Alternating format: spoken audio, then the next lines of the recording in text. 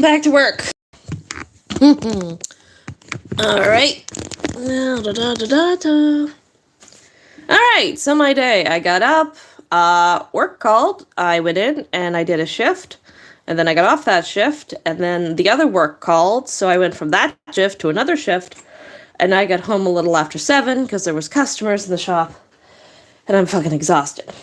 And I work again tomorrow, another full day. But that's okay, because today is not tomorrow, and right now, I'm just going to pretend that I'm actually okay and not asleep on my feet. Anyway, if you are new to the live stream, I have decided, in my infinite wisdom, that from now, probably till the month of October, all through the month of October, we are going to be doing spooky audible books. Not audible, but you know, the ones where people read to you because you're illiterate, so you don't have to think. Anyway. Yep, I'm very tired. Okay, so last night, if you were on the live stream, we got through H.P. Lovecraft, The Call of Cthulhu. Questionable H.P. Lovecraft is, questionable, but anyway. Besides that, I'm getting canceled for listening to it. It was actually very good. I really liked that. I get where all the spooky shit comes from when they talk about like the elder gods and space and monsters, and definitely really good at the end there. And then I had the brilliant idea to start Dracula. I don't know the audio. Anyway, it's Dracula. So we're listening to that. It looks like, if my memory from last night serves me right, there is 3 videos up for Dracula. Each of them are about 6 hours long, so we've got a lot to go through. I'm going to be sitting here working on some shit, and that's just going to be playing in the background. I will probably disappear and put the video on pause for about 20 minutes, because I do have a roast in the oven, and I'm fucking hungry. I don't care if it's 10, 11 o'clock at night. I'm gonna fucking eat because I'm hungry. So that's gonna be playing in the background, and I'm just gonna get a couple of coats of paint on these guys. See if my brains are dry enough to paint, actually. Let's see if my brains are. They don't feel very dry, they're still fucking shitty, but I'll slap a coat of paint on those and get those started anyway. I'll put them outside tomorrow if it's not too bad. I gotta paint the teeth again, so they can be nice and shiny white things. Maybe I'll put some teeth in some things. And I still need to put the eyes on the giant squid.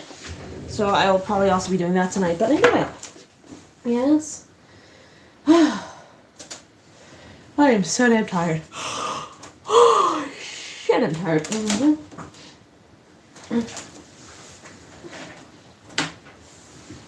Open me up. Don't take that out of context. Crafting with Count Dracula.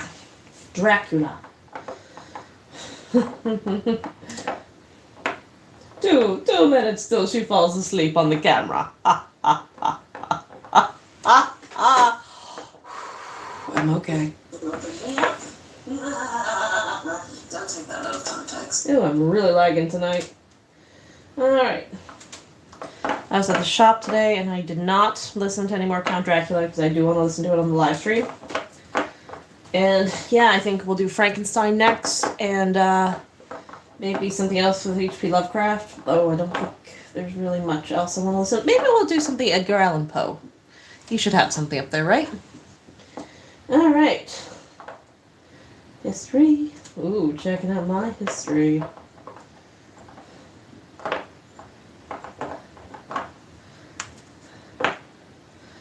Oh, and this was a flower basket, obviously, and the bigger ones I stuck some eyes on, and the other flowers I'm going to paint, so it's a basket full of flowers with eyeballs in them. Because we recycle.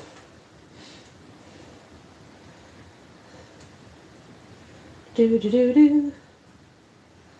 Do-do-do-do. Every time something turned into that, something else. Here we go.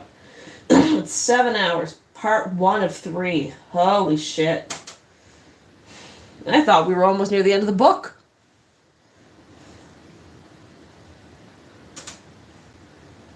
Shopping Beauty Plus event. Discover more points. Shop now. You can do Five Nights at Freddy's too. Let me know if that's too loud or not loud enough.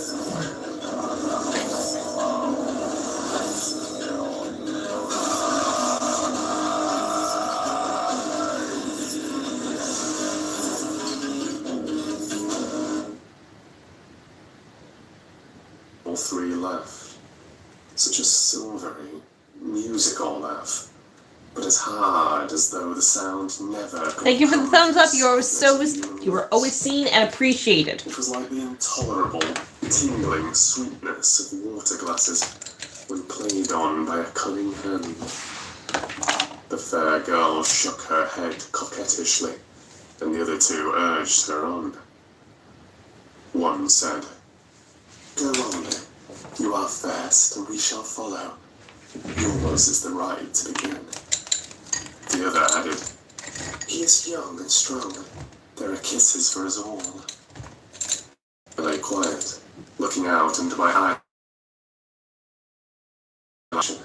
Pervert. The fair girl advanced and bent over me till I could feel the movement of her breath upon me.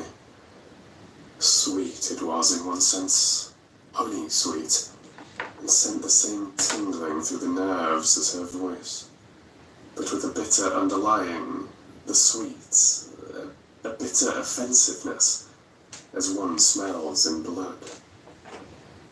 I was afraid to raise my eyelids, but looked out and saw perfectly under the lashes.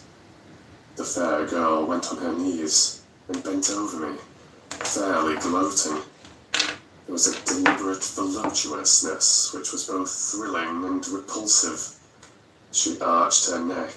She actually licked her lips like an animal. I could see in the moonlight the moisture shining on the scarlet lips and on the red tongue as it lapped the white, sharp teeth. Lower and lower, lips went below the range of my mouth and chin, and seemed about to fasten on my throat. Then she paused, and I could hear the churning sound of her tongue as it licked her teeth and lips, and could feel the hot breath on my neck.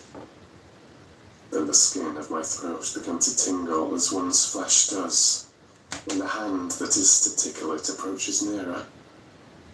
Nearer. I could feel the soft, shivering touch of the lips on the super-sensitive skin of my throat, and the hard dents of two sharp teeth just touching and pausing there. I closed my eyes in a languorous ecstasy and waited. Pervert. Waited with a beating heart. God, a freak. But at that instant, another sensation swept through me as quick as lightning. I was conscious of the presence of the Count, and of his being as if I lapped in a storm of fury.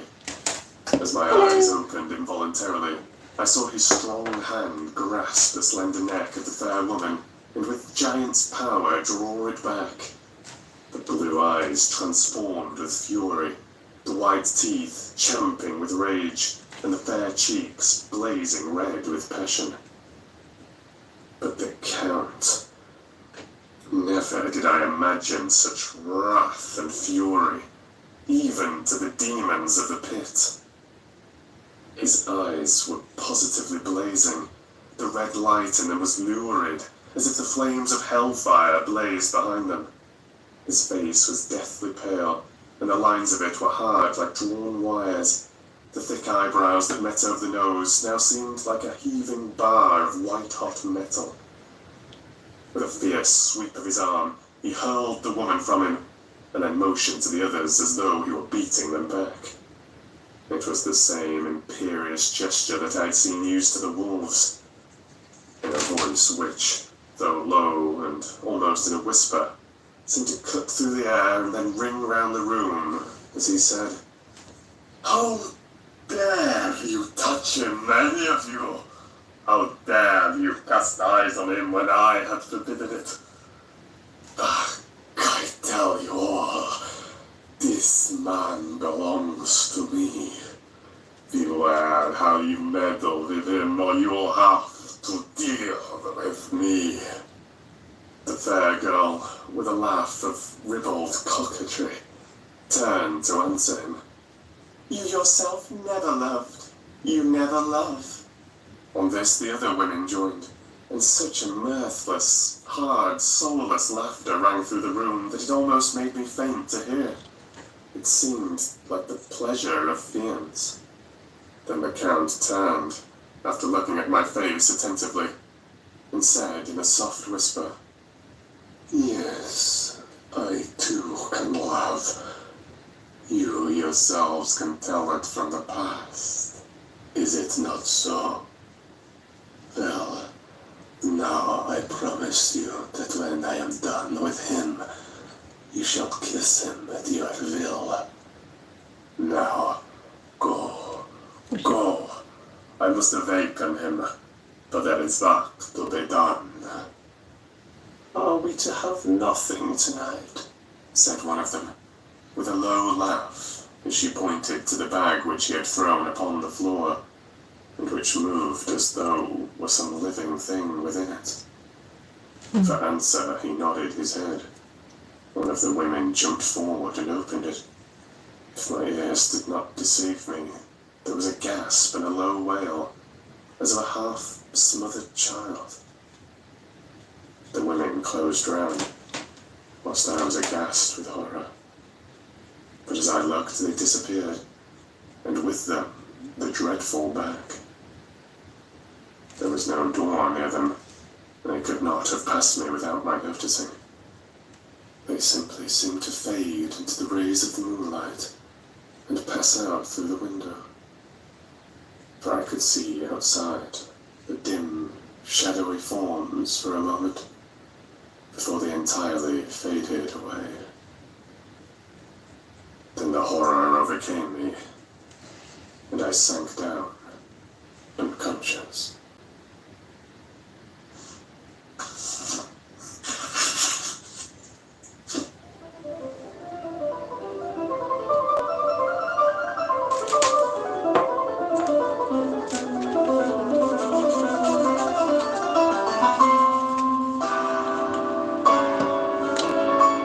End chapter 3. This would have been a lot easier if I had made the clay this color to start with, okay?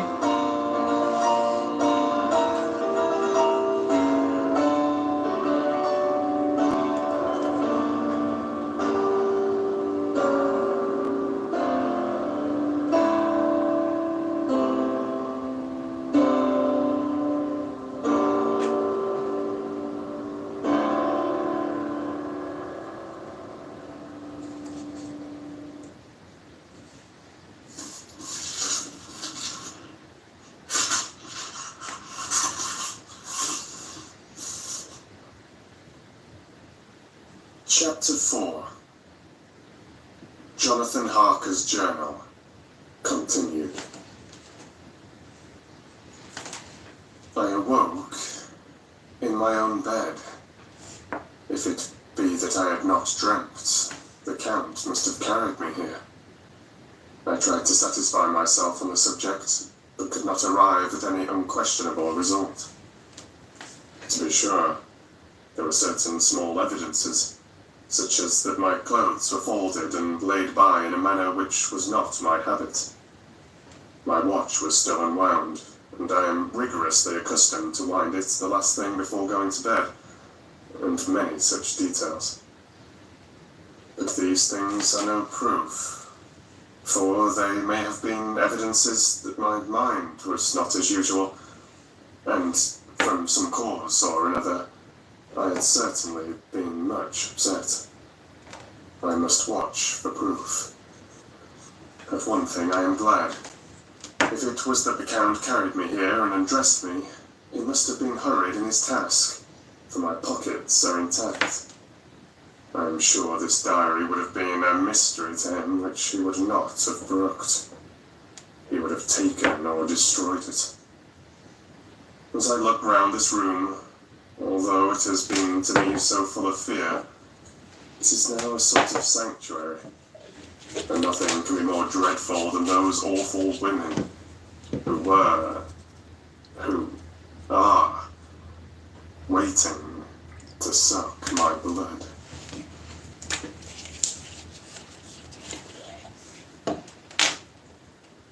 May 18th. I have been down to look at that room again in daylight, for I must know the truth. When I got to the doorway at the top of the stairs, I found it closed. It had been so forcibly driven against the jamb that part of the woodwork was splintered. I could see that the bolt of the lock had not been shot, but the door is fastened from the inside. I fear it was no dream, and must act on this surmise.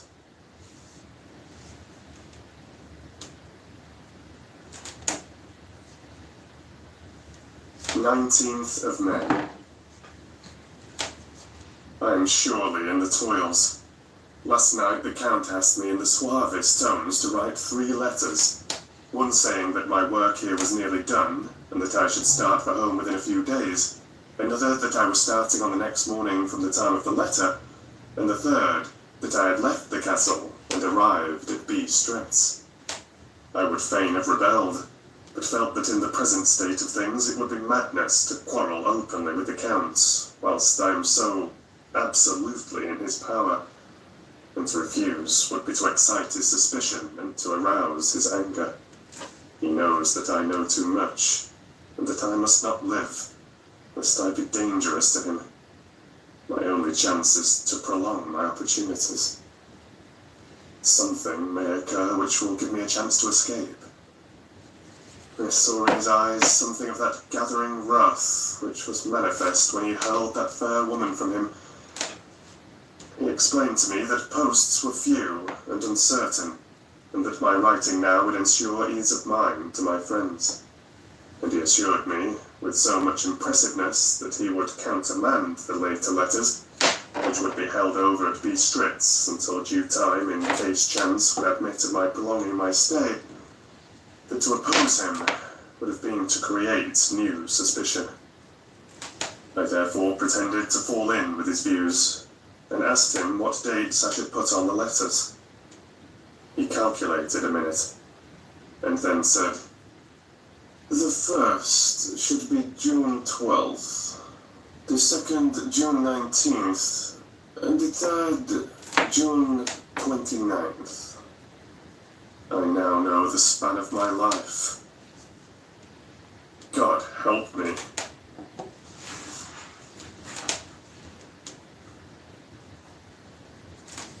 28th of May. There is a chance of escape, or at any rate of being able to send word home. A band of Segani have come to the castle, and are encamped in the courtyard. These Segani are gypsies. I have notes of them in my book.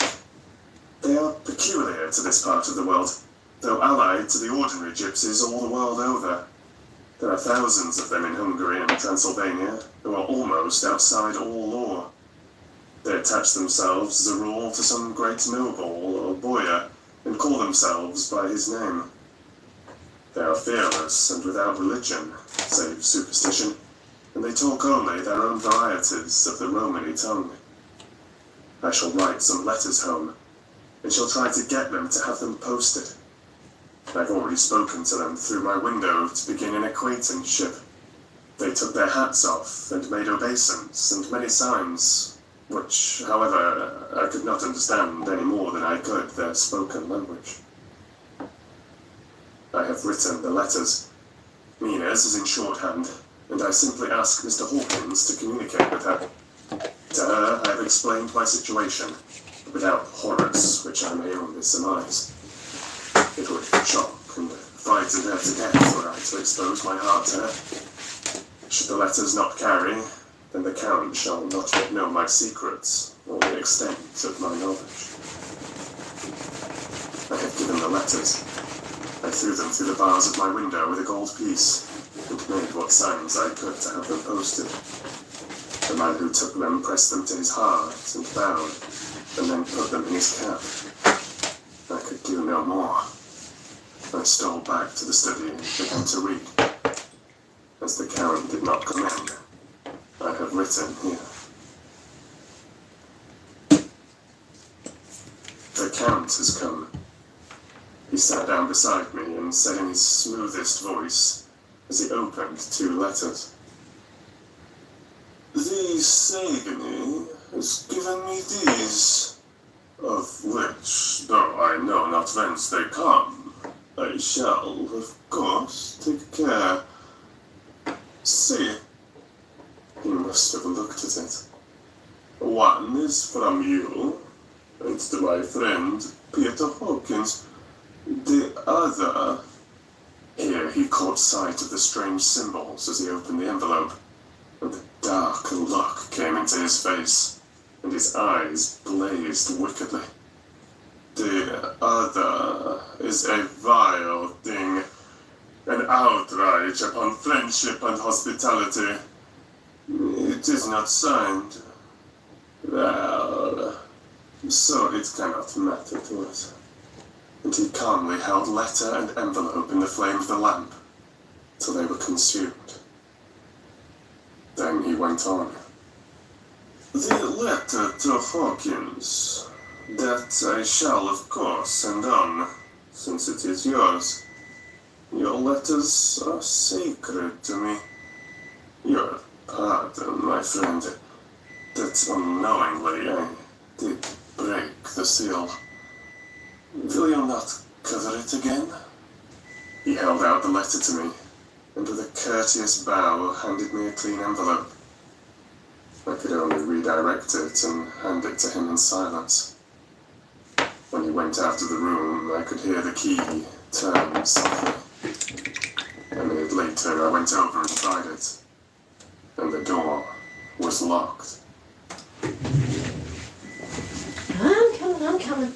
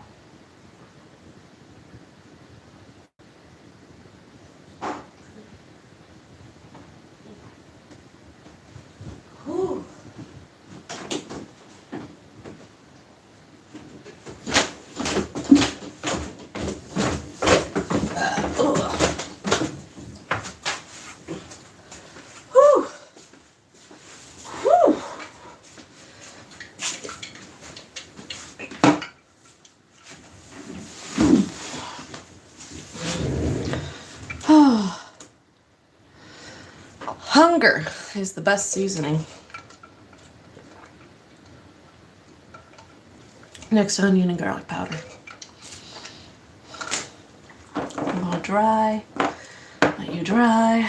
Let you dry. I don't know if I can finish Dracula, to be honest. I don't know, his talking makes my tummy ugh. A little bit too floury for me. When an hour or two after, What am I the looking Count for? came quietly into the room. His coming wakened me, for I had gone to sleep on the sofa. He was very courteous and very cheery in his manner, and seeing that I had been sleeping, he said, "So, my friend, you are tired. Get to bed. That is the surest rest. I may not have the pleasure to talk tonight, since there are many labors to me. But you will sleep, I pray." I passed to my room and went to bed, and, strange to say, slept without dreaming. Despair has its own charms. Hi, sweetie. You want your chair? Okay. 31st of May. This morning, when I woke, I thought I would provide myself with some paper and envelopes from my bag and keep them in my pocket, so that I might write in case I should get an opportunity. But again, a surprise. Again, a shock. Every scrap of paper was gone, and with it all my notes, my memoranda related to railways and travel, my letter of credit, in fact, all that might be useful to me were I once outside the castle. I sat and pondered a while, and then some thought occurred to me, and I made search of my portmanteau, and in the wardrobe where I had placed my clothes. The suit in which I travelled was gone, and also my overcoat and rug. I could find no trace of them anywhere. This looked like some new scheme of villainy. Hi, baby. I love you.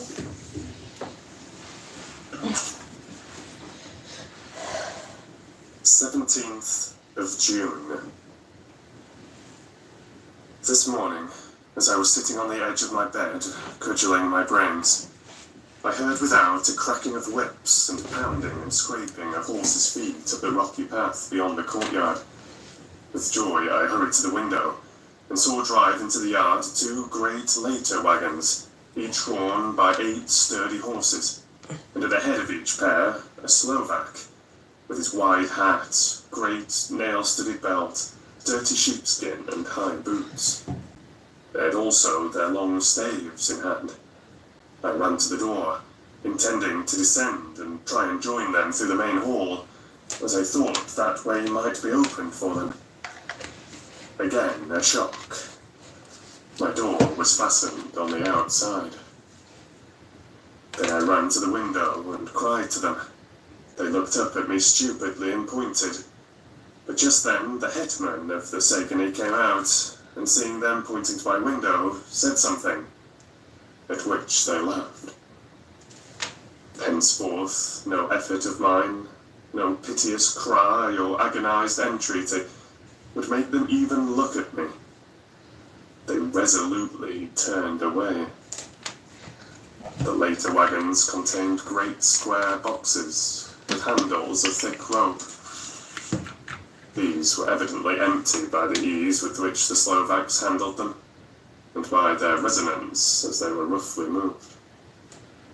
When they were all unloaded and packed in a great heap in one corner of the yard, the Slovaks were given some money by the Sagani, and spitting on it for luck, lazily went each to his horse's head. Shortly afterwards, I heard the cracking of their whips die away in the distance.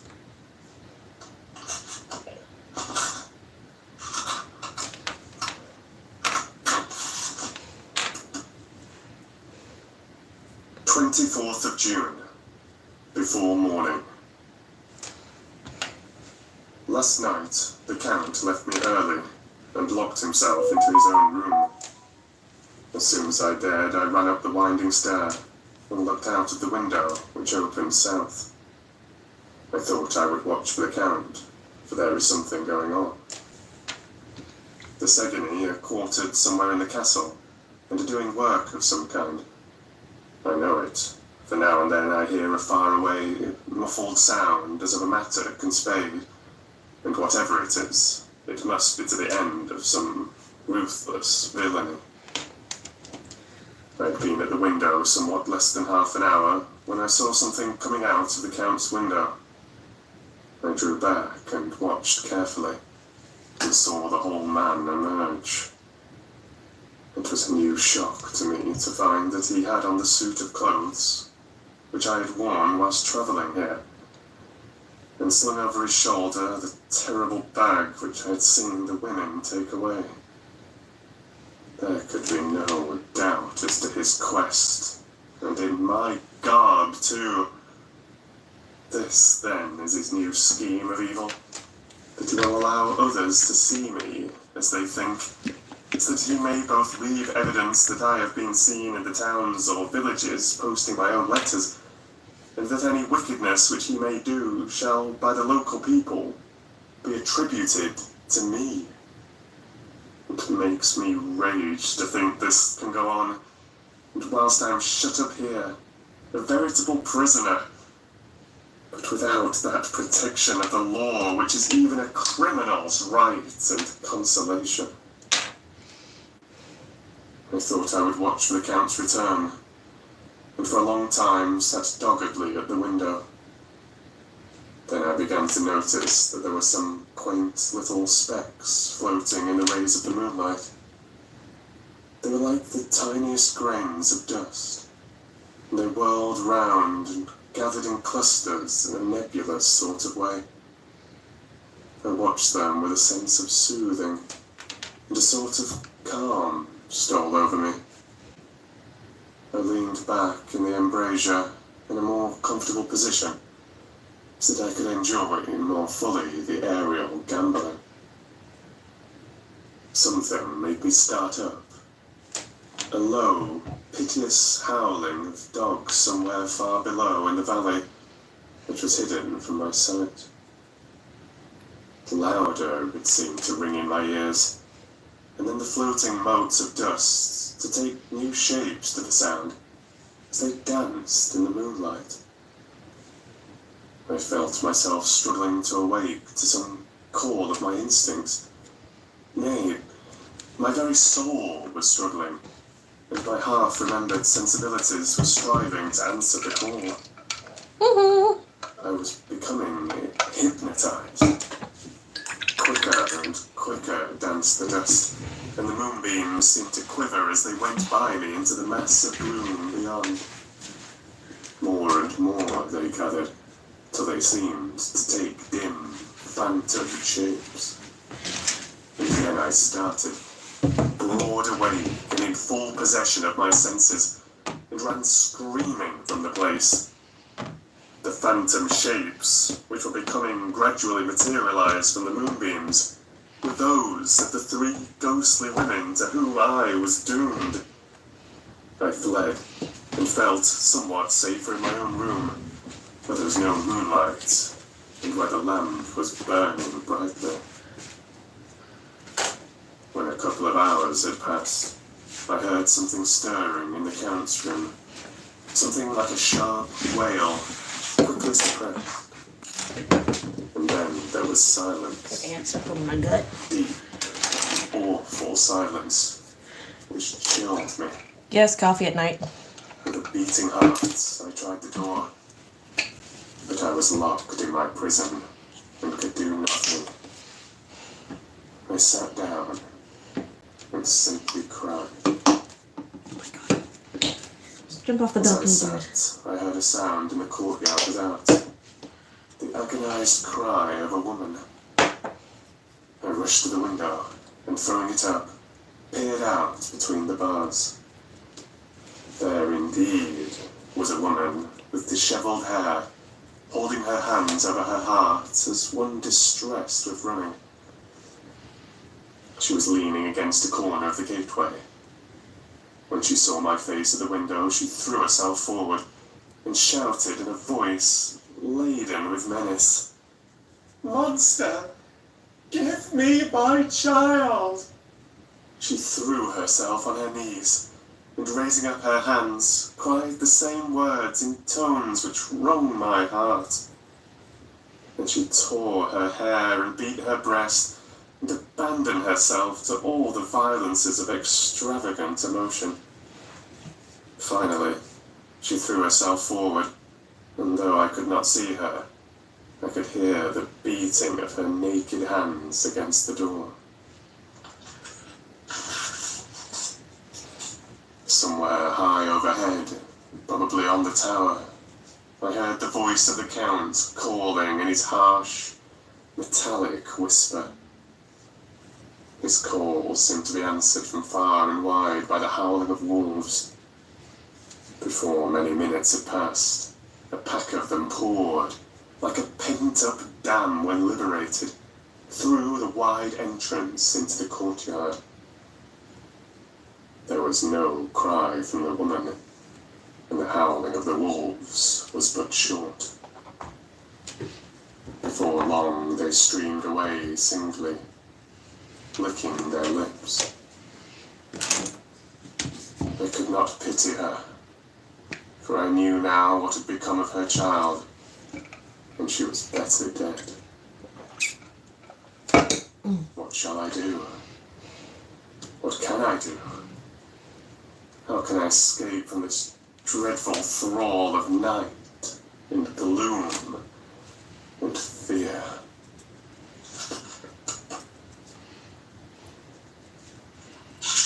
Hmm. 25th of June, morning. No man knows, till he has suffered from the night, how sweet and how dear to his heart and eye the morning can be. When the sun grew so high this morning that it struck the top of the great gateway opposite my window, the high spot which it touched seemed to me as if the dove from the ark had lighted there. My fear fell from me as if it had been a vaporous garment which dissolved in the warmth. I must take action of some sort whilst the courage of the day is upon me. Last night one of my post-dated letters went to post, the first of that fatal series which is to blot out the very traces of my existence from the earth. Let me not think of it. Action. It has always been at night time that I have been molested or threatened, or in some way in danger or in fear. I have not yet seen the Count in the daylight. Can it be that he sleeps when others wake, that he may be awake whilst they sleep? If I could only get into his room. But there is no possible way. The door is always locked. No way for me. Yes, there is a way, if one dares to take it. Where his body has gone, why may not another body go? I have seen him myself crawl from his window. Why should I not imitate him and go in by his window? Brains. The chances are desperate, but my need is more desperate still. I shall risk it. At the worst, it can only be death, and a man's death is not a calf's, and the dreaded hereafter may still be open to me. God help me in my task. Goodbye, Mina. If I fail, goodbye. My faithful friend and second father. Goodbye, all. And last of all, Mina.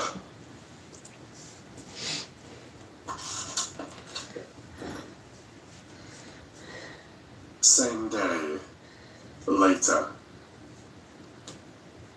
I have made the effort, and, God helping me, have come safely back to this room. I must put down every detail in order. I went whilst my courage was fresh, straight to the window on the south side, and at once got outside on the narrow ledge of stone, which runs round the building on this side. The stones were big and roughly cut, and the mortar had by process of time been washed away between them. I took off my boots and ventured out on the desperate way. I looked down once to make sure that a sudden glimpse of the awful depth would not overcome me, but after that kept my eyes away from it.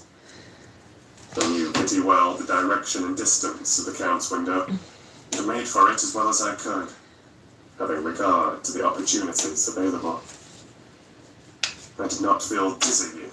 I suppose I was too excited, and the time seemed ridiculously short till I found myself standing on the windowsill and trying to raise up the sash. I was filled with agitation, however, when I bent down and slid feet foremost in through the window. Then I looked around for the Count, but with surprise and gladness, made a discovery. The room was empty. It was barely furnished with odd things, which seemed to have never been used. The furniture was something the same style as that in the south rooms, and was covered with dust. I looked for the key, but it was not in the lock, and I could not find it anywhere. The only thing I found was a great heap of gold in one corner. Gold of all kinds. Roman, the British, and Austrian, and Hungarian, and Greek, and Turkish money, covered with a film of dust, as though it had lain long in the ground. None of it that I noticed was less than 300 years old. There were also chains and ornaments, some jewelled, but all of them old and stained. At one corner of the room was a heavy door.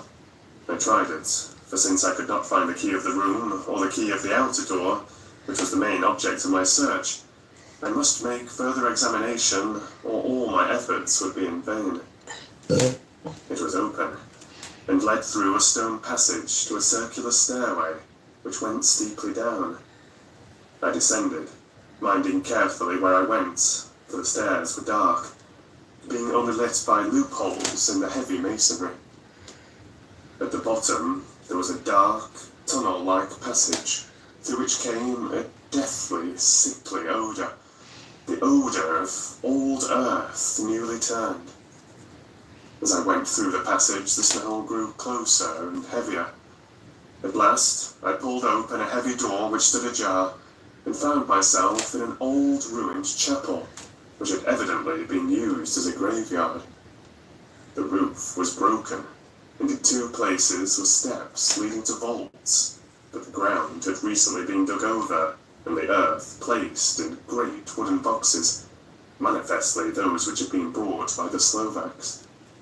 There was nobody about, and I made search for any further outlet, but there was none. Then I went over every inch of the ground, so as not to lose a chance. I went down even into the vaults, where the dim light struggled, although to do so was a dread to my very soul. Into two of these I went, but saw nothing except fragments of old coffins and piles of dust. Brains. In the third, however, Brains. I made a Coffee. discovery. There, in one of the great boxes, of which there were 50 in all, on a pile of newly dug earth, lay the Count. He was either dead or asleep, I could not say which, for the eyes were open and stony, but without the glassiness of death. And the cheeks had the warmth of life through all their pallor, and the lips were as red as ever. But there was no sign of movement, no pulse, no breath, no beating of the heart. I bent over him and tried to find any sign of life. Yeah, In vain. I missed. He could not have lain there long, for the earthy smell would have passed away in a few hours. By the side of the box was its cover, pierced with holes here and there. I thought he might have the keys on him, but when I went to search, I saw the dead eyes, and in them, dead though they were, such a look of hate, though unconscious of me or my presence, that I fled from the place, and leaving the Count's room by the window, crawled again up the castle wall. Regaining my own chamber, I threw myself, panting, upon the bed, and tried to think.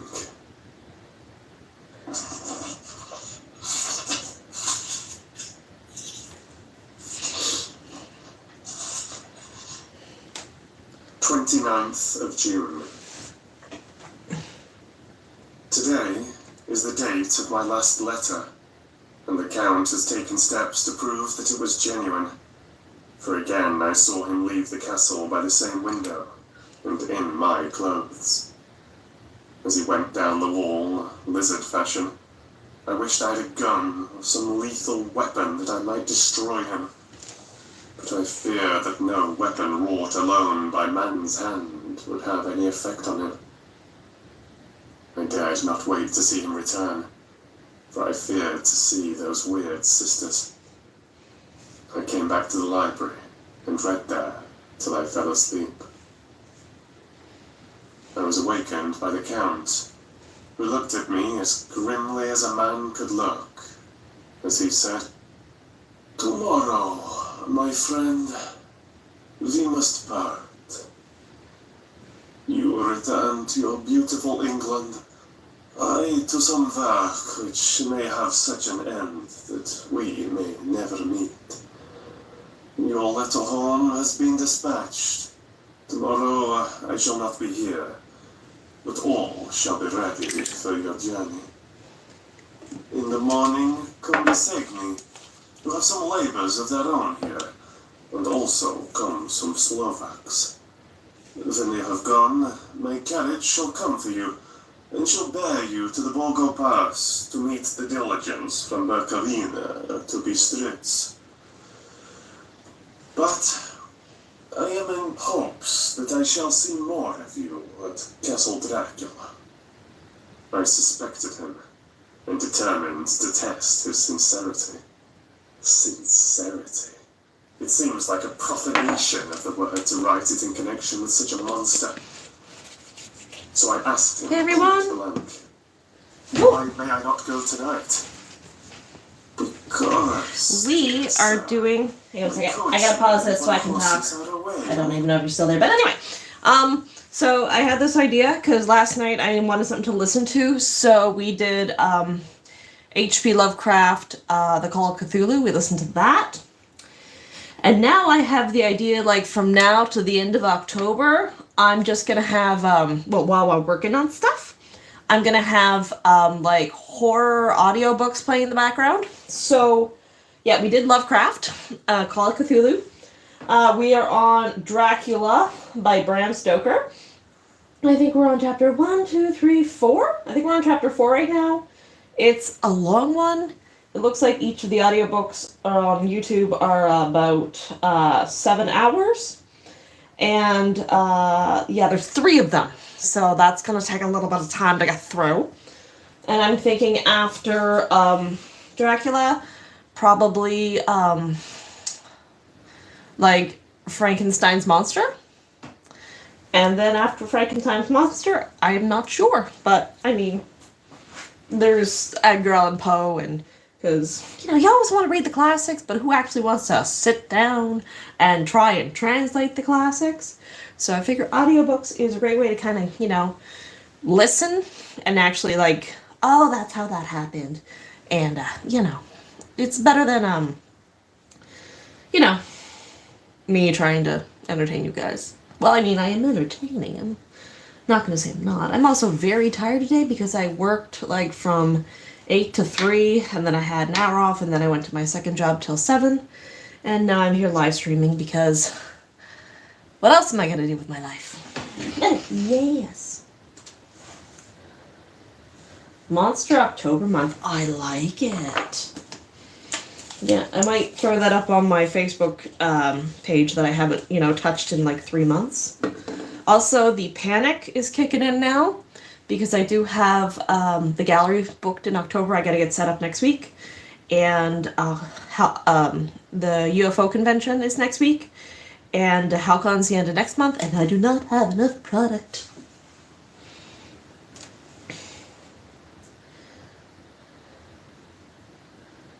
Or so awesome. Works. Yeah, I think usually TikTok and DeviantArt usually have a spooky thing going on. I want to do that ghost with the sunglasses meme on TikTok. I just need to find some people and a good camera. Ooh, maybe Joel will be willing to do that with me. I haven't hung out with him in like a long time. He's really good with the camera. So I need to find some fair bitches and some spooky ghost stories to hang out with. And this little guy I started working on.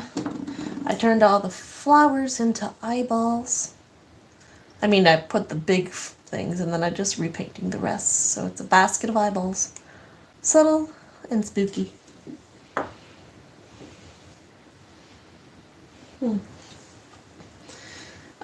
Now that I've mentioned it, you're going to come across it on TikTok, but it's basically people dress up like in the sheet, with the white sheet with the glasses on, or the sunglasses, and it goes, tears falling down at the party, saddest little baby in the room, or something like that. Yep. Oh, I got some spooky bitch. Oh, some spooky spooks. Really should wait till the paint fucking dries, but here we are.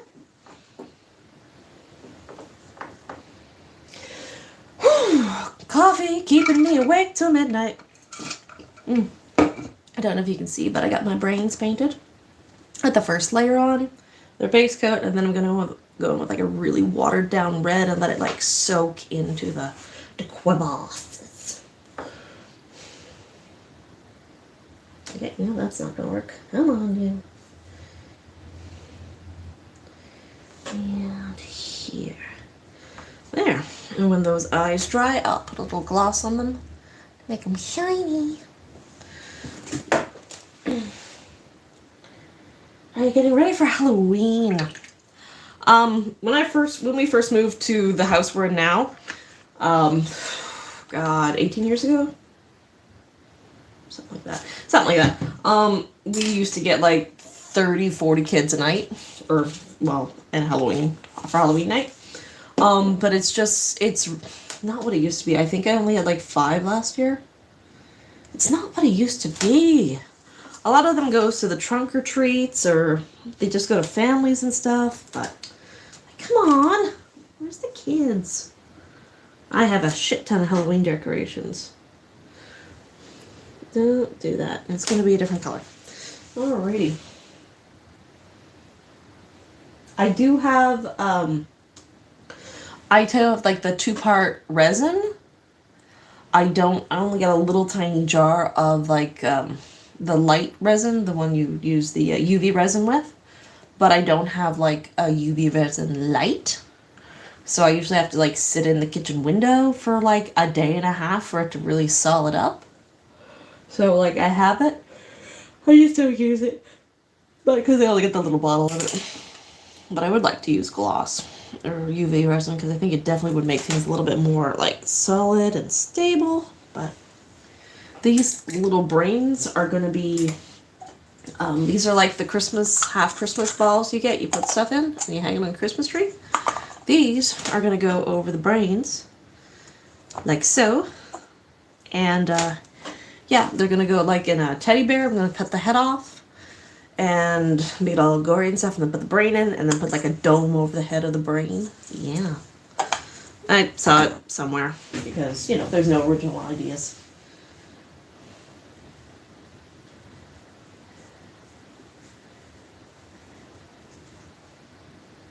Yeah, Imagine's probably a little bit far between houses. We have like the country, not as far between you guys, houses out here, and fuck, I'm tired. And it was always better to go out away from town when you were trick-or-treating, because that's where you got the good shit.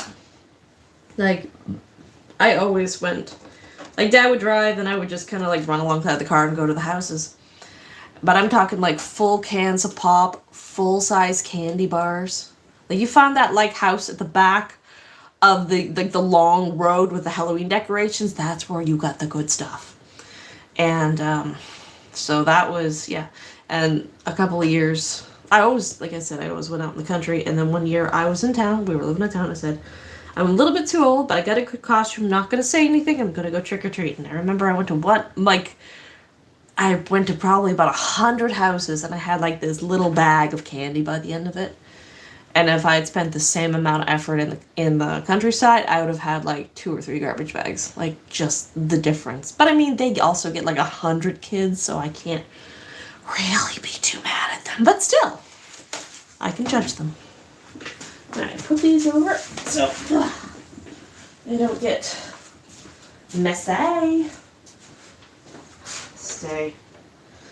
Alright. I think I'm gonna work on this guy now. Another weird shit I'm working on. This is like one of the half-finished projects. I'm trying to get some half-finished stuff done. Yeah. I do very much like the glass countertop. Really helps with the cleanup and keeping like the table white and not all 30 different colors of paint. If I really get ambitious, I can get a glass scraper out there.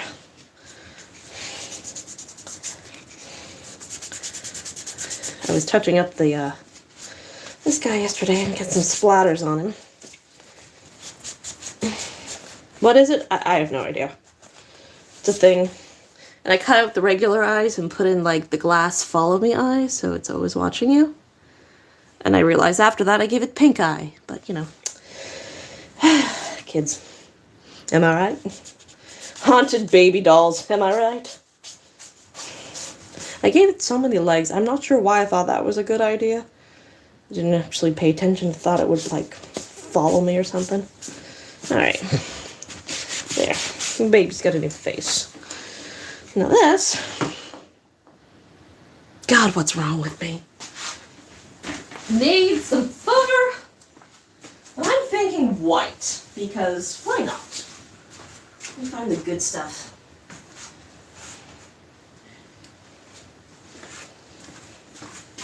You get some good fabric, you only need a little of it for accent pieces. Make sure my paint is all done. Let's see now. Okay, my good scissors are upstairs. I'll be right back. Shan't be long.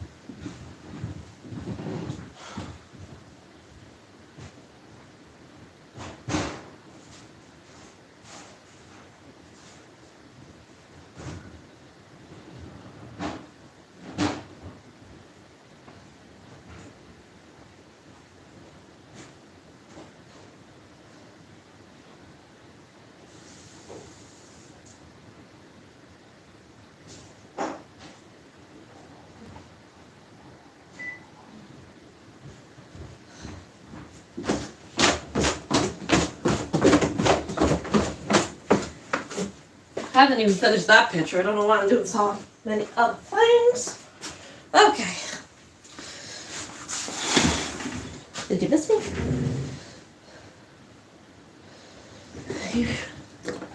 So yeah, I got the little horse. And yeah, I'm gonna put little when I get a little I'm okay.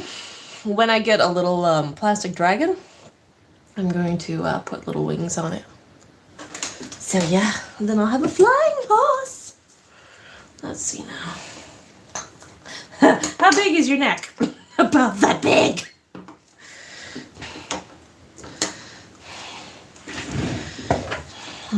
Let's see now. Thanks to my accurate measurement system. Give it a little bit more.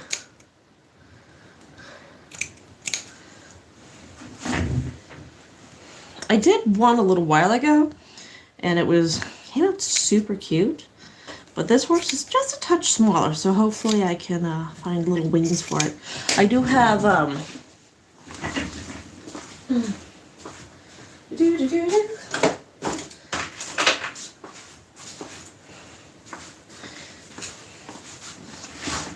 these dragon wings. I've already used the head and arms. Like, they're just, I mean, they're quite big to the horse. Like, they're almost bigger than the horse. I mean, they would look awesome, but they're too big, kind of. Does that make sense? It needs to get a little bit smaller than this, but I'll come across something eventually. Hi, Cindy. My name is Holly, but I usually go online as Jade. But I'll answer mostly anything. There we go. What do you think? Yeah, there's something wrong with me. Alright, I'll put this on. Alright. I'm gonna fall asleep. I think, I don't want to call it short tonight, but I am exhausted. And I gotta work again tomorrow.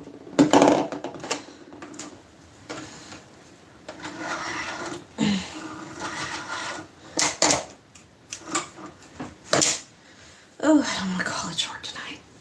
2018. Or 2008, not 18. For the creepy baby doll head manufacturing date. Or maybe that could just be the whatchamacallit, the copyright date. Hello.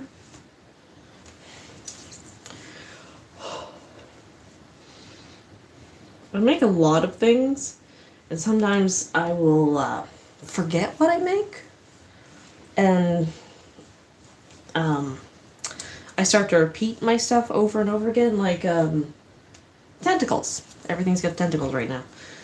Like, and I forget, like, oh, everything had eyeballs, and this is also something I did. Alright. So I gotta try and remember how creative I am some days. Well, it's like anything else. You get stuck in a rut. Because it's, like, the easy thing to do, because you do so many things, and then you forget, like, oh yeah, I used to make that. Like, making food. Like, you have that easy, quick meal, and after a while you forget if you've how to make anything else. How's the weather down there? It's definitely scary. But you can also block people, that helps.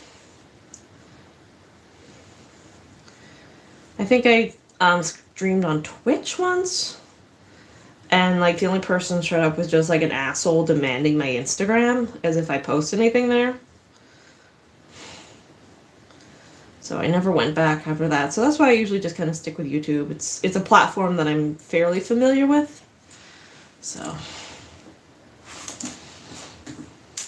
it's not too out of my comfort zone. And to set up with Twitch, I need the laptop, I need the phone, I need my camera, and the battery has to be charged because it can't be plugged in, and you need 2 or 3 different programs, and my laptop's really old, and it's just, if I want to live stream on YouTube, it's like 3 buttons and a photo, so it's really user-friendly.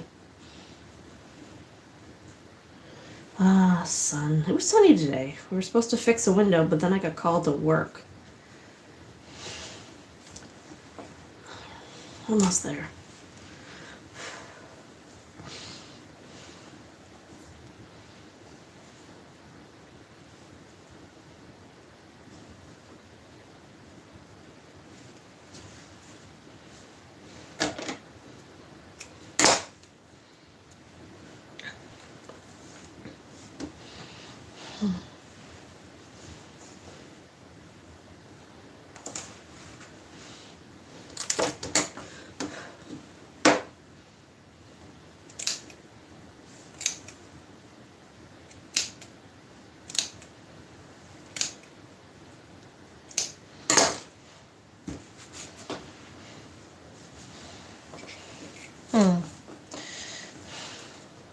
Alright.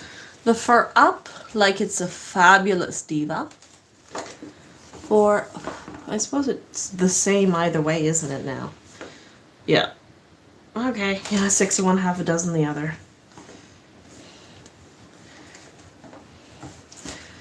What the fuck is wrong with me? Do-do-do. Do-do-do-do. Alright.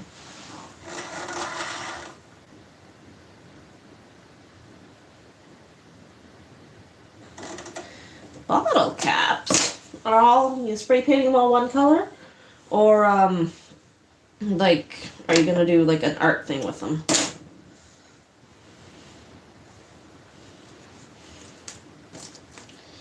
I really need another paint shirt. This one's like, you know, falling off me. We're not that kind of a live stream. Ooh, 4 people in here today. Hi, everyone. We're just taking a little break for now so we can chat. And I get whatever the fuck this done. Done. What the fuck am I making? Had another what's wrong with me moment today.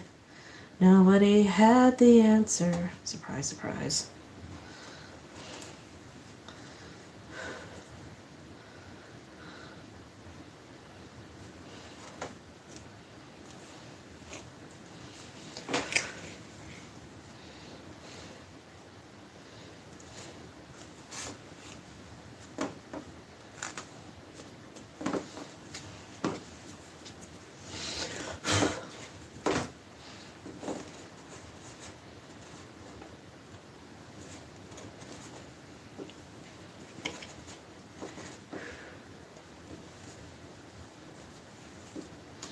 Alrighty. Going back to Dracula.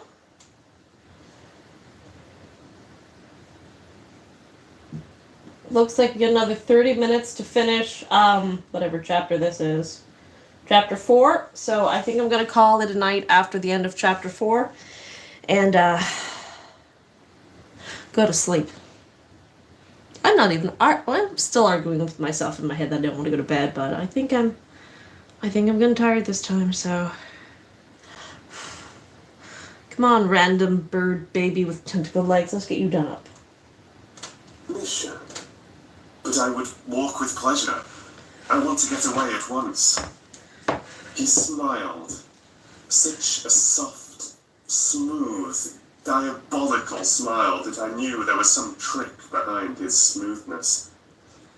He said, "And your baggage? I do not care about it. I can send for it some other time." The Count stood up and said, with a sweet courtesy which made me rub my eyes, it seemed so real, "You English have a saying which is close to my heart, for its spirit is that vitriols are boyars. Welcome the coming, speed the departing guest. Come with me, my dear young friend. Not an hour shall you wait in my house against your will. There we go. Oh, sad I am at your going, and that you so suddenly desire it. Come." With a stately gravity, Yep. he, Oh, that's with weird. a lamp, preceded me down the stairs and along the hall. Alright, what's next on the half-finished project list? Hark! Close at hand came the howling of many wolves. It was almost as if the sound sprang up at the raising of his hand, just as the music of a great orchestra seems to leap under the baton of the conductor.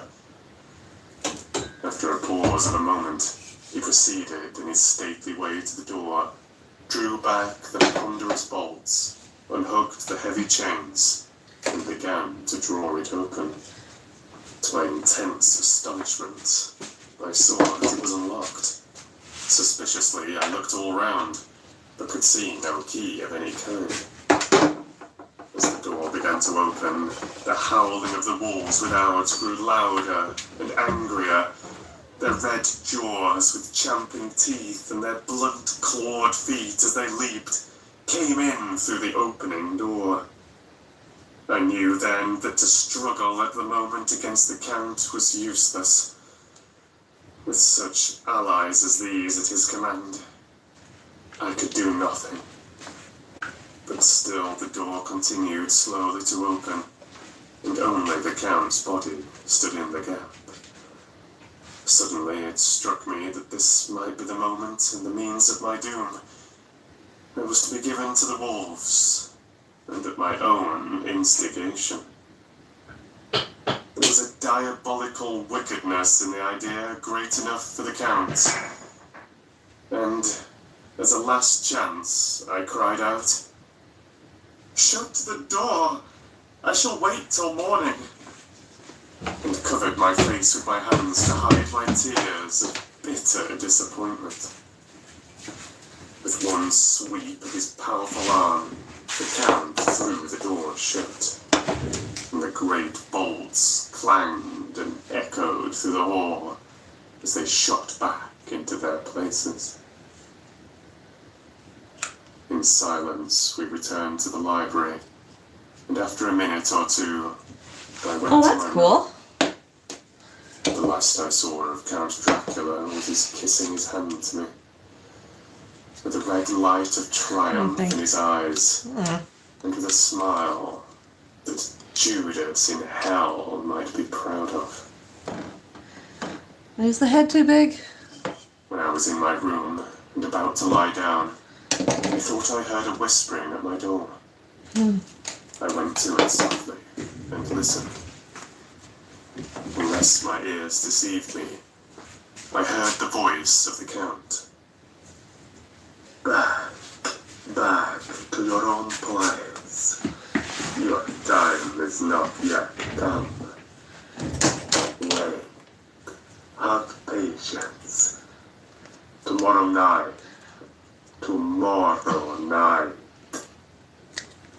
is yours.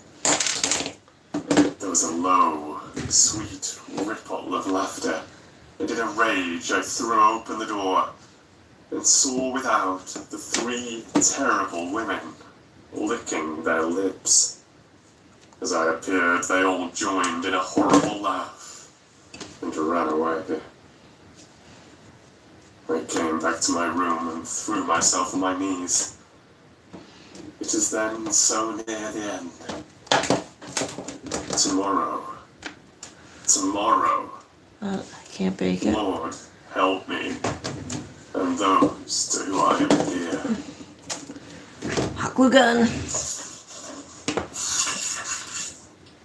The little bat one? Yeah. It's a little bit big, but I can't find any of the smaller bat heads right now. The wings I can use for something else. These may be the last words I ever write in this diary. I slept till just before dawn, and when I woke, threw myself on my knees, for I determined that if death came, he should find me ready. At last I felt that subtle change in the air, and I knew that the morning had come. Then came the welcome cockcrow, and I felt that I was safe. With a glad heart, I opened my door and ran down to the hall. I had seen that the door was unlocked, and now escape was before me. With hands that trembled with eagerness, I unhooked the chains and drew back the massive bolts. But the door would not move. Despair seized me. I pulled at the door and shook it till, massive as it was, it rattled in its casement. I could see the bolt shot. It had been locked after I left the Count. Duh. Of course he's not gonna leave it open after A that. wild desire took me to obtain that key at any risk, and I determined then and there to scale the wall again and gain the Count's room. He might kill me, but death now seemed the happier choice of evils. Without a pause, I rushed up to the east window and scrambled down the wall, as before, into the Count's room. It was empty, but that was as expected. I could not see a key anywhere, but the heap of gold remained. I went through the door in the corner and down the winding stair and along the dark passage to the chapel. I knew now well enough where to find the monster I sought. The great box was in the same place, close against the wall, but the lid was laid on it, not fastened down, but with the nails ready in their places to be hammered home. I knew I must search the body for the key, so I raised the lid and laid it back against the wall. And then I saw something which filled my very soul with horror. There lay the Count, but looking as if his youth had been half renewed, for the white hair and moustache changed to dark iron grey. The cheeks were fuller, and the white skin seemed ruby red underneath. The mouth was redder than from the lips were gouts of fresh blood, which trickled from the corners of the mouth and ran over the chin and neck. Even the deep, burning eyes seemed set amongst swollen flesh, for the lids and pouches underneath were bloated. It seemed as if the whole awful creature was simply gorged with blood. He lay like a filthy leech, exhausted with his repletion. I shuddered as I bent over to touch him, and every sense in me revolted at the contact. But I had to search, or I was lost. The coming night might Use see your my teeth. own They're too body expensive to mangled fix. in a similar way to those horrid three. I felt all over the body, but no sign could I find of the key. Then I stopped and looked at the Count. There was a mocking smile on the bloated face, which seemed to drive me mad. This was the being I was helping to transfer to London, where, perhaps, for centuries to come, he might, amongst its teeming millions, satiate his lust for blood, and create a new and ever-widening circle of semi-demons to batten on the helpless. The very thought drove me mad. A terrible desire came upon me to rid the world of such a monster. There was no lethal weapon at hand, but I seized a shovel which the workmen had been using to fill the cases, and lifting it high, struck with the edge downward at the hateful face. As I did so, the head turned, and the eyes fell full upon me, with all their blaze of basilisk horror. The sight seemed to paralyze me, and the shovel turned in my hand and glanced from the face, nearly making a deep gash above the forehead. The shovel fell from my hand across the box, and as I pulled it away, the flange of the blade caught the edge of the lid, which fell over again, and hid the horrid thing from my sight. The last glimpse I had was of the bloated face, bloodstained and fixed with a grin of malice, which would have held its own in the nethermost hell. I thought and thought, what should be my next move? But my brain seemed on fire, and I waited with a despairing feeling growing over me. As I waited, I heard in the distance a gypsy song sung by merry voices coming closer, and through their song the rolling of heavy wheels and the cracking of whips. The Segani and the Slovaks of whom the Count had spoken were coming. With a last look around and at the box which contained the vile body, I ran from the place and gained the Count's room, determined to rush out at the moment the door should be opened. With strained ears I listened, and heard downstairs the grinding of the key in the great lock, and the falling back of the heavy door. Then must have been some other means of entry, or someone had a key for one of the locked doors. Then there came the sound of many feet tramping and dying away in some passage, which sent up a clanging echo. I turned to run down again towards the vault, where I might find a new entrance. But at the moment there seemed to come a violent puff of wind, and the door to the winding stair blew to with a shock that set the dust from the lintels flying.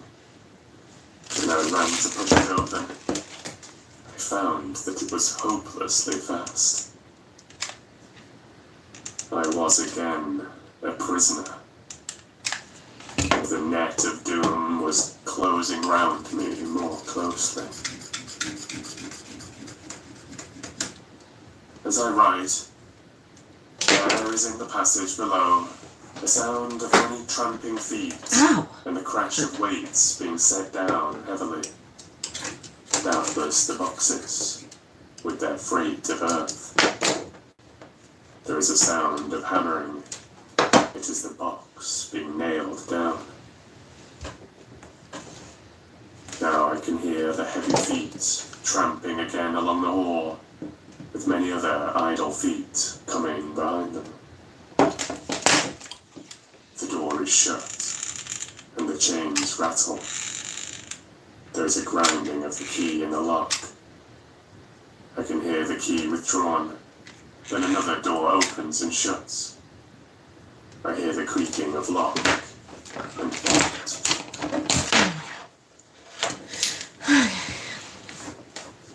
They're gonna be too tall. Oh, I feel it's gonna be too In the tall. courtyard and down the rocky way, the roll of heavy wheels, the crack of whips, and the chorus of the singing as they pass into the distance.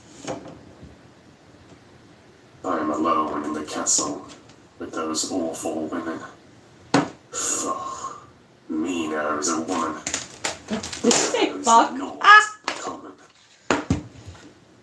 They are devils of the pit. Dry, damn you. I shall not remain alone with them. I shall try to scale the castle wall farther than I have yet attempted. I shall take some of the gold with me, lest I want it later. I may find a way from this dreadful place. And then, away for home.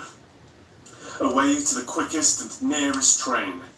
Away from this cursed spot, from this cursed land, where the devil and his children still walk with earthly feet. At least God's mercy is better than that of these monsters, and the precipice is steep and high. At its foot a man may sleep, as a man. Goodbye, all. Mina.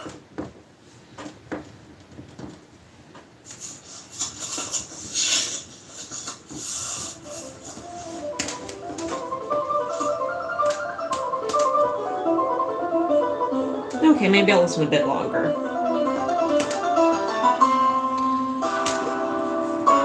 It's still stripey. I guess it is kinda.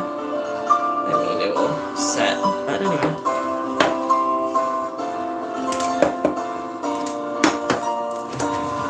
Where are the things? Here are the things. I have the things now.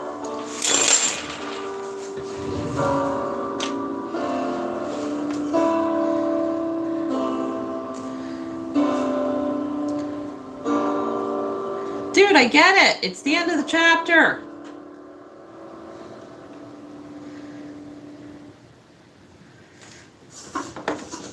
Now I'm getting my second wind. I don't want to go to sleep.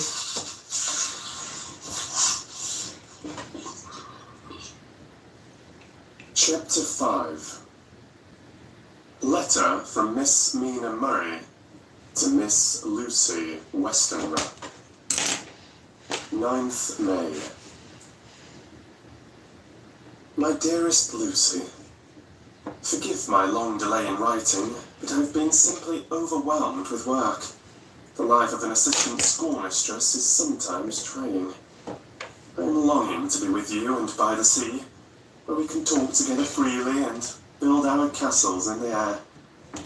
I've been working very hard lately, because I want to keep up with Jonathan's studies, and I've been practicing shorthand very assiduously.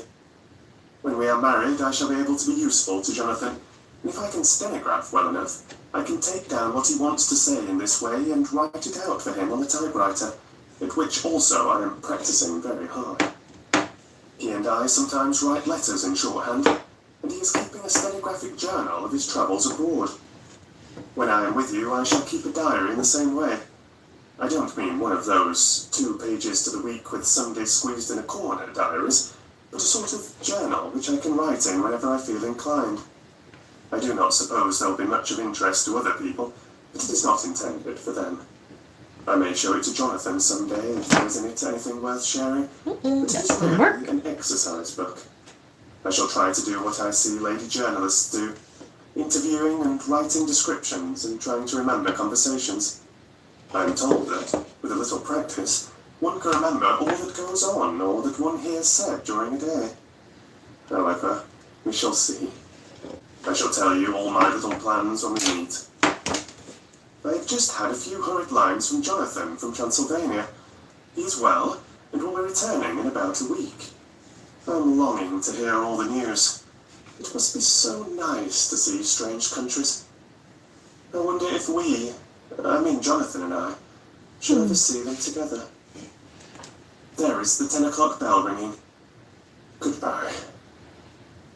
Your loving Mina. Tell me all the news when you write. You have not told me anything for a long time. I hear rumours, and especially of a tall, handsome, curly-haired man.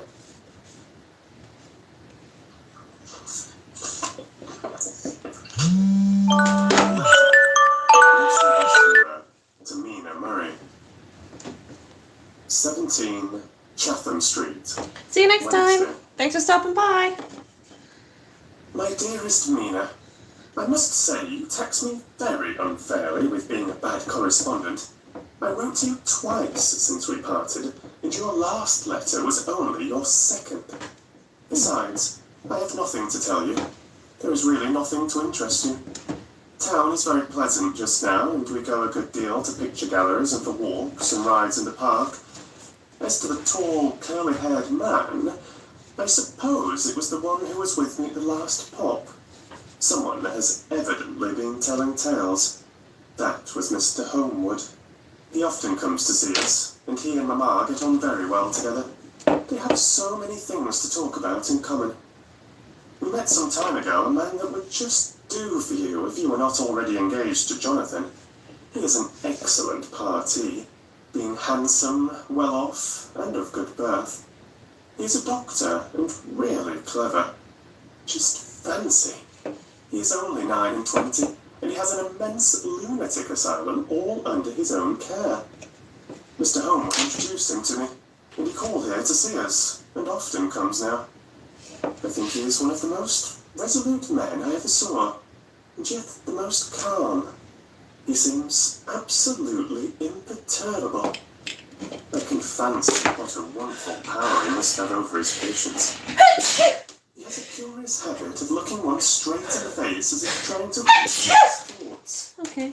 He tries this on very much with me, but I flatter myself he has got a tough nut to crack. I know that from my glass. Do you ever try to read your own face? I do, and I can tell you it is not a bad study. It gives you more trouble than you can well fancy if you have never tried it. He says that I can afford him a curious psychological study, and I humbly think I do. I do not, as you know, take sufficient interest to dress to be able to describe the new fashions. Dress is a bore. That is slang again, but never mind. Arthur says that every day. There, it is all out. Mina, we have told our secrets to each other since we were children. We have slept together and eaten together, and laughed and cried together. And now, though I have spoken, I would like to speak more. Oh, Mina, couldn't you guess? I love him. I am blushing as I write. For although I think he loves me, he's not told me so in words. But oh, Mina, I love him, I love him, I love him. There, that does me good. I wish I were with you, dear, sitting by the fire and dressing as we used to sit, and I would try to tell you what I feel. I do not know how I'm writing this, even to you. I'm afraid to stop or I should tear up the letter. I don't want to stop. I do so want to tell you all. Let me hear from you at once and tell me all that you think about it. Mina, I must stop. Good night. Bless me in your prayers. And Mina, pray for my happiness. Lucy. P.S. I need not tell you this is a secret. Good night again. L.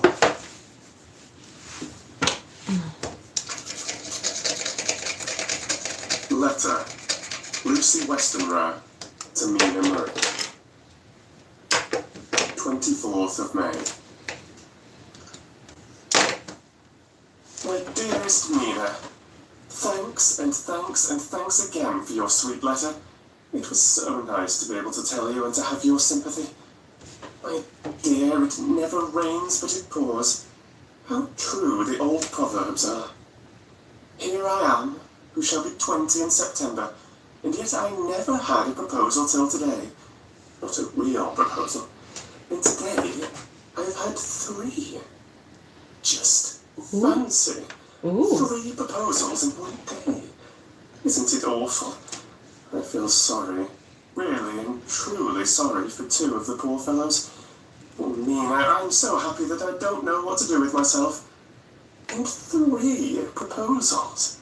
But for goodness sake, don't tell any of the girls, or they would be getting all sorts of extravagant ideas and imagining themselves injured and slighted if in their very first day at home they did not get 6 at least. Some girls are so vain. You and I, Mina dear, who are engaged and are going to settle down soon, soberly into old married women, can despise vanity. Well, I must tell you about the 3, but you must keep it a secret, dear. From everyone. Except, of course, Jonathan. You will tell him, because I would, if I were in your place, certainly tell Arthur. A woman ought to tell her husband everything. Don't you think so, dear? And I must be fair. Men like women, certainly their wives, to be quite as fair as they are. And women, I'm afraid, are not always quite as fair as they should be. Well, my dear, number 1 came just before lunch. I told you of him. Dr. John Seward, the lunatic asylum man, with the strong jaw and the good forehead. He was very cool outwardly, but was nervous all the same. He'd evidently been schooling himself as to all sorts of little things, and remembered them. But he almost managed to sit down in his silk hat, which men don't generally do when they are cool. And then when he wanted to appear at ease, he kept playing with a lancet in a way that made me nearly scream. He spoke to me, Mina, very straightforwardly. He told me how dear I was to him, though he had known me so little, and what his life would be with me to help and cheer him. He was going to tell me how unhappy he would be if I did not care for him, but when he saw me cry, he said that he was a brute and would not add to my present trouble. Then he broke off and asked if I could love him in time, and when I shook my head, his hands trembled, and then with some hesitation he asked me if I cared already for anyone else. He put it very nicely, saying that he did not want to wring my confidence from me, but only to know, because if a woman's heart was free, a man might have hope. And then, Mina, I felt it a sort of duty to tell him that there was someone. I only told him that much, and then he stood up. He looked very strong and very grave as he took both my hands in his, and said he hoped I would be happy, and that if I ever wanted a friend, I must count him one of my best. Oh, Mina dear, I can't help crying, and you must excuse this letter being all blotted. Being proposed to is all very nice and all that sort of thing, but it it isn't at all a happy thing when you have to see a poor fellow whom you know loves you honestly going away and looking all broken-hearted, and to know that no matter what he may say at the moment, you are passing quite out of his life. My dear, I must stop here at present. I feel so miserable. There we go. Though I'm so happy.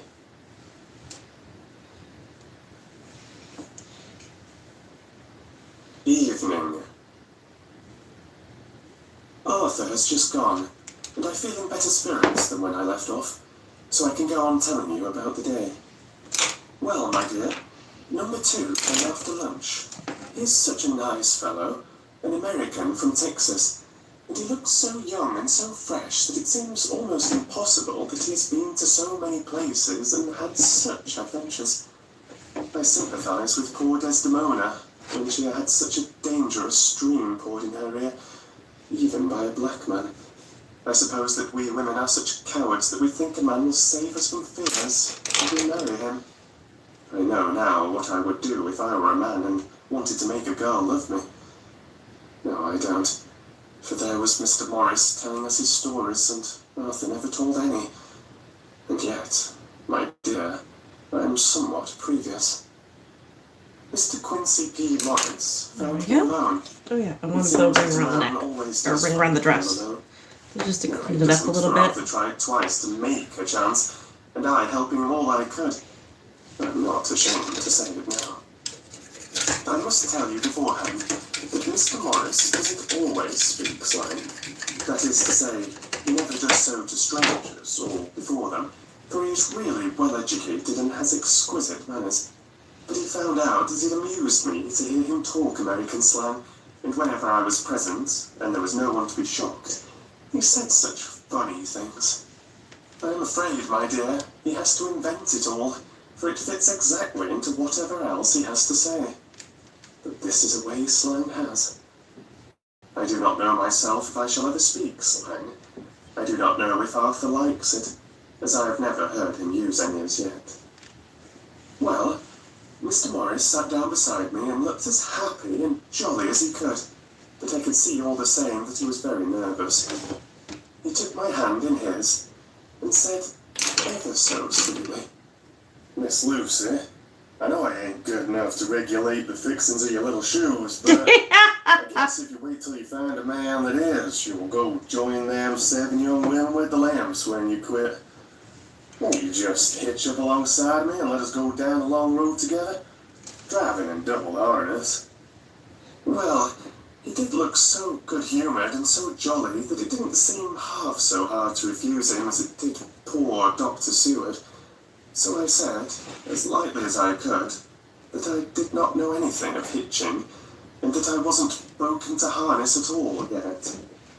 Then he said that he had spoken in a light manner, and he hoped that if he had made a mistake in doing so on so grave, so momentous an occasion for him, I would forgive him. He really did look serious when he was saying it, and I couldn't help feeling a bit serious too. I know, Mina, you will think me a horrid flirt, though I couldn't help feeling a sort of exultation that he was number 2 one day. And then, my dear, before I could say a word, he began pouring out a perfect torrent of love-making, laying his very heart and soul at my feet. He looked so earnest over it that I shall never again think that a man must be playful always and never earnest, because he is merry at times. I suppose he saw something in my face which checked him, for he suddenly stopped and said, with a sort of manly fervour, that I could have loved him for it if I had been free. "Lucy, you are an honest, hearty girl, I know. I should not be here speaking to you as I am now if I did not believe you clean grit right through to the very depths of your soul. It's so weird. I'll listen to talk like that. One good fellow to another. Is there anyone else that you care for? And if there is, I'll never trouble you a hair's breadth again, but will be, if you will let me, a very faithful friend." My dear Mina, why are men so noble when we women are so little worthy of them? Here was I almost making fun of this great-hearted, true gentleman. I burst into tears. I'm afraid, my dear, you will think this a very sloppy letter in more ways than one, and I really felt very badly. Why can't they let a girl marry 3 men, or as many as want her, and save all this trouble? But this is hearsay. I must not say it. I am glad to say that, though I was crying, I was able to look into Mr. Morris's brave eyes, and I told him out straight. Yes, there is someone I love, though he has not told me yet that he even loves me. I was right to speak to him so frankly, for quite a light came into his face, and he put out both his hands and took mine. I think I put them into his, and said in a hearty way, "That's my brave girl. It's better worth being late for a chance of winning you than being in time for any other girl in the world. Don't cry, my dear. If it's for me, I'm a hard nut to crack, and I'll take it standing up. If that other fellow doesn't always happiness, well, he'd better look for it sooner, or he'll have to deal with me. Little girl, your honesty and pluck have made me a friend, and that's rarer than a lover. It's more unselfish, anyhow. My dear, I'm going to have a pretty lonely walk between this and Kingdom Come. Won't you give me one kiss? It'll be something to keep off the darkness now and then. Pervert. You can, you know, if you like. For that other good fellow, he must be a good fellow, my dear, and a fine fellow. And you could not love him. He hasn't spoken yet. That quite won me, Mina. For it was brave and sweet of him. And noble, too. To a rival, wasn't it? And he so sad. So I leant over and kissed him. He stood up with my 2 hands in his, and as he looked down into my face, I'm afraid I was blushing very much. He said, "Little girl, I'll hold your hand and you kiss me. And if these things don't make us friends, nothing ever will. Thank you for your sweet honesty to me, and goodbye." He wrung my hand, and taking up his hat, went straight out of the room without looking back, without a tear or a quiver or a pause, and I'm crying like a baby. Oh, why must a man like that be made unhappy when there are lots of girls about who would worship the very ground he trod on? I know I would if I were free, only I don't want to be free. My dear, this quite upset me, and I feel I cannot write of happiness just at once after telling you of it, and I don't wish to tell you of the number 3 till we can be all happy. Ever your loving, Lucy. P.S. Oh, about number 3. I needn't tell you of number 3, need I? Besides, it was all so confused. It seemed only a moment from his coming into the room until both his arms were round me and he was kissing me. I am very, very happy, and I don't know what I have done to deserve it. I must only try in the future to show that I am not ungrateful for all his goodness to me in sending to me such a lover, such a husband, and such a friend. Goodbye.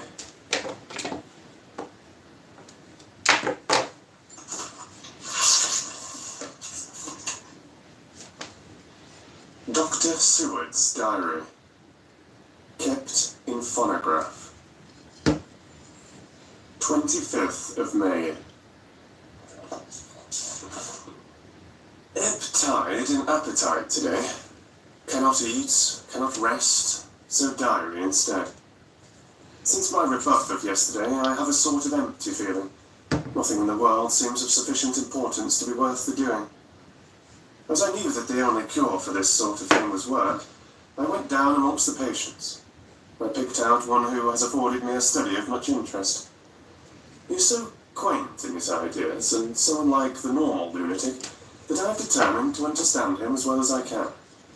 Today I seem to get nearer than ever before to the heart of his mystery.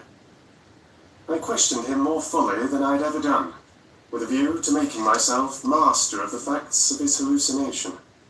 In my manner of doing it, there was, I now see, something of cruelty. I seemed to wish to keep him to the point of his madness. A Shit. thing which I avoid with the patience as I work to the mouth of hell. Memorandum, under what circumstances would I not avoid the pit of hell? Omnia Rome venalia sunt. Hell has its price. Verb, sap. If there be anything behind this instinct, it will be valuable to trace it afterwards accurately, so I'd better commence to do so. Therefore, R.M. Renfield, ATAT 59. Sanguine temperament, great physical strength, morbidly excitable. Periods of gloom ending in some fixed idea which I cannot make out. I presume that the sanguine temperament itself and the disturbing influence end in a mentally accomplished finish. A possibly dangerous man, probably dangerous if unselfish. In selfish men, caution is as secure an armour for their foes as for themselves. What I think of on this point is, when self is the fixed point, the centripetal force is balanced with the centrifugal. When duty, a cause, etc. is the fixed point, the latter force is paramount, and only accident, or a series of accidents, can balance it.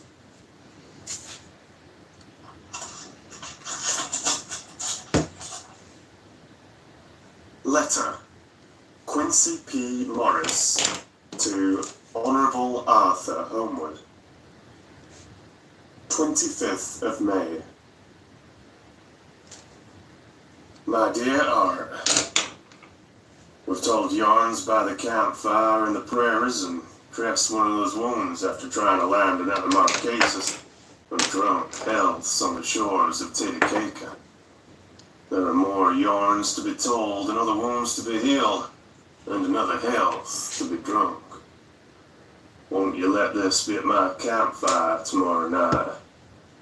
I have no hesitation in asking you, because I know a certain lady is engaged to a certain dinner party, and that you are free. There will only be one other, our old pal at the career, Jack Seward.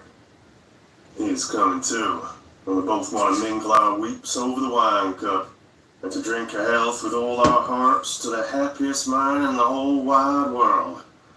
There's one, the noblest heart that God has made, and the best worth winning. I promise you a hearty welcome and a loving greeting, and a health as true as your own right hand. We shall both swear to leave you home if you drink too deep to a certain pair of eyes. Come. Alright, what's next? Yours, as ever and always, Quincy P. Marks. Alright. I don't think that would work. I think I screwed this up too much. Telegram from Arthur Homewood to Quincy P. Morris. 26th of May. Count me in every time. I bear messages that will make both your ears tingle. Okay, I can't get it out. We're too deep. Alright. Don't use the pick, because that'll rip it. Oh god, is that the end of the chapter? Are we done for the night? Can I go pee? It is the end of the chapter.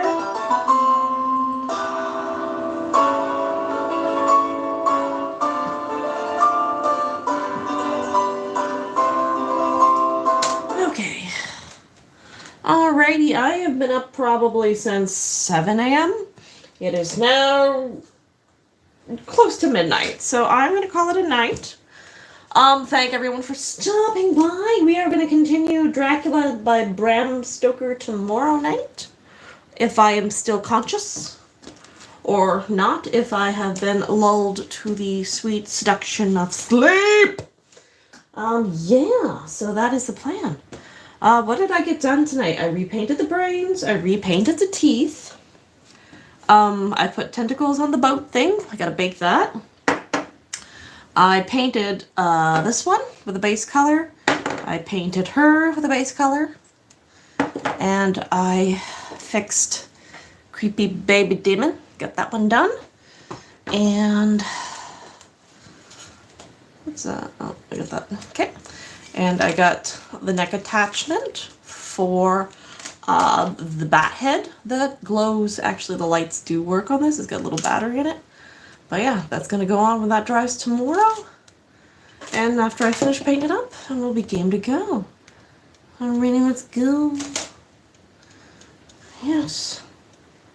Looking forward to Frankenstein after this. Jesus, Dracula's a long book. Alrighty. Less bitching, more working. Alright. Good night, everyone. Take care. Sweet dreams. Spooky times.